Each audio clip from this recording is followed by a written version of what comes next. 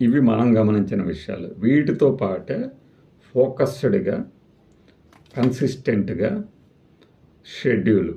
ఈ 3 అంటే క్రమం తప్పకుండా పట్టు వేడనటువంటి సమాచారం ఉన్నటువంటి ఒరిజినల్ వీడియోలకి డోకా లేదు.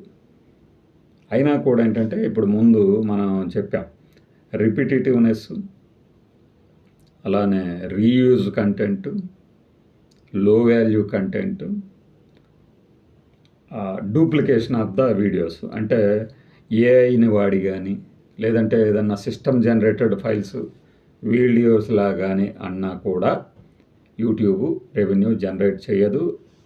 ఇంకా వరస్ట్ కేస్ సినారియోలో వాళ్ళ యూట్యూబ్ ఛానలే ఎగిరిపోవచ్చు. సో ఇవి కాకుండా ఇవి చేయవద్దు, ఇవి కాకున్నవి చేయాలి. డూస్ అండ్ డోంట్స్ అంటే ఇవి ప్రస్తుతానికి మనకు అర్థమైంది. వీటితో పాటే సెర్చ్ ఇంజిన్ ఆప్టిమైజేషన్ కానీ, కీవర్డ్స్ కానీ, థంబ్నెయిల్స్ కానీ ఇవన్నీ కూడా మస్ట్. బట్ అవి పెట్టినా పెట్టకపోయినా కూడా కంటెంట్ బాగుంటే వ్యూస్ రావడానికి అడ్డంకి కాదు. బట్ ఏంటంటే అల్గారిథము అంటే యూట్యూబ్ ఆటోమేటిక్గా అవతల వ్యూవర్స్ తాలూకు ఇంట్రెస్ట్ని క్యాచ్ చేసే వీడియోలను అది ఎటు ప్రమోట్ చేస్తుంది, రిలేటెడ్ వీడియోస్ని కూడా.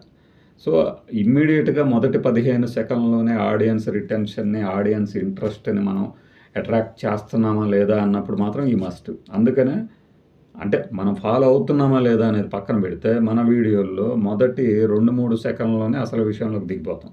ఈ మధ్యకాలంలో సుత్త ఇంట్రోలు పెడుతున్నామేమో కానీ డైరెక్ట్గా విషయంలోకి వెళ్ళిపోవచ్చు. డైరెక్ట్గా విషయంలోకి వెళ్ళకుండా కేవలం లెంగ్తీ డ్యూరేషన్ కోసం మాత్రమే ముందొక నిమిషం వెనకొక నిమిషం చేస్తే ఇదివరకుట్లాగా యూట్యూబ్ యాక్సెప్ట్ చేయదు. ఇది గమనించండి. ఇది నాకు తెలిసినటువంటి జ్ఞానం. యూట్యూబర్లో కొంతమందికైనా ఇది ఉపయోగపడుతుంది అనుకుంటున్నాను నేను. మరి బై.